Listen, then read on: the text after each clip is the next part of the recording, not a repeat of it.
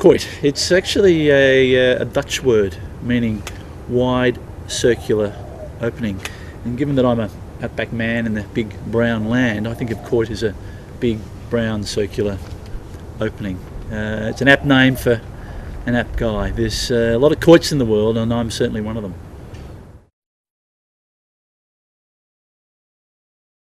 It's a tough one. You know, being an outback legend is not something that I take lightly. Obviously the show is very successful, and I'm happy about that because I'm able to share my experience with the Australian public. They can learn from me, and you know, somehow I think I learn from them, finding out what they need to know. You know, as the great Banjo Patterson once said, you got to know when to fold them, you got to know when to hold them, you got to know when to walk away. And I live by that, and I think it's a great motto, and I think you should live by that as well. Well, it was always going to happen, wasn't it? We're very big in Japan. There I'm known as Outback Man Doing Bush Things, Russell Sphincter. Sphincter, of course, being the translation for Coight.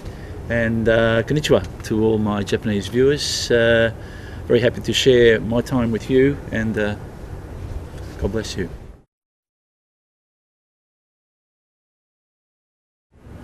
Look, can we just get a couple of things straight here? I go around and I visit the kids in the school, off my own bat. I take animals around as a hands-on. The kids get to see animals, they get to touch animals, they get to meet an outback legend. Okay, a girl was bitten by a crocodile, but let's get one thing straight. She did not lose her finger. She lost a section of her finger down to the second knuckle. That's not a whole finger. And I said to her, you know, this little one's gone to market, this little one's staying home, and this one's never coming back. And she laughed. Well, she didn't laugh, she cried. But the thing is, this girl has had an experience with an outback legend, and not many people can say that. She can tell her kids she lost her finger with one Russell Coight, and she can be proud of that. Good question. Food, shelter, and a good four-wheel drive are essential if you're going to go out into the outback. On top of that, I would suggest you buy a book that I have out called The Philosopher's Coight, which takes you through all the elements of the outback that you need to know. And the great thing, and I'm very excited about this, if you are in a survival situation, the book itself is actually edible. You can eat the book. If you run out of food, you can eat the book. And on top of this, and I'm really excited about this because it's my idea, chapter 13 is actually printed on soft tissue paper, so you are never caught short in that department.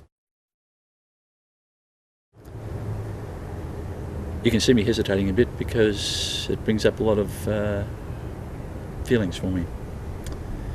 My dad, Russell Coight Sr., who is, and I'm going a bit croaky in the voice as you can hear, Russell Coight Sr., who is no longer with us, he was killed tragically in an outback accident that you may have read about.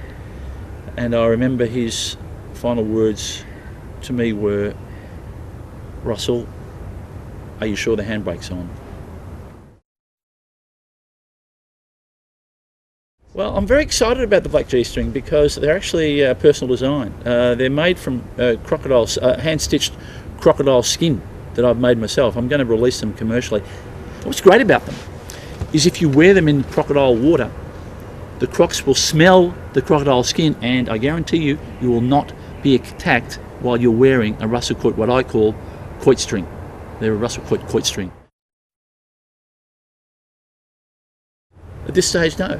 I am a single man. You know, I don't really need a woman in my life with the stars. You know, there's my friend and a dingo by my side. I'm more than not that I've ever done it with a dingo, but a dingo is a companion, not as to walk and talk and that sort of thing. So no, I am single. In answer to your question, I am single. Yes. I guess like Uluru, beautiful, mysterious, and rarely climbed.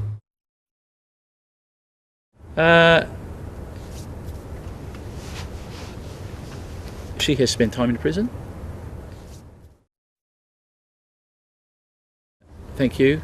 I want to wish you and yours all the very best. And if I've helped one person through what I've done with this series, that's one person who is better off than they were before they had watched the video, if they hadn't have.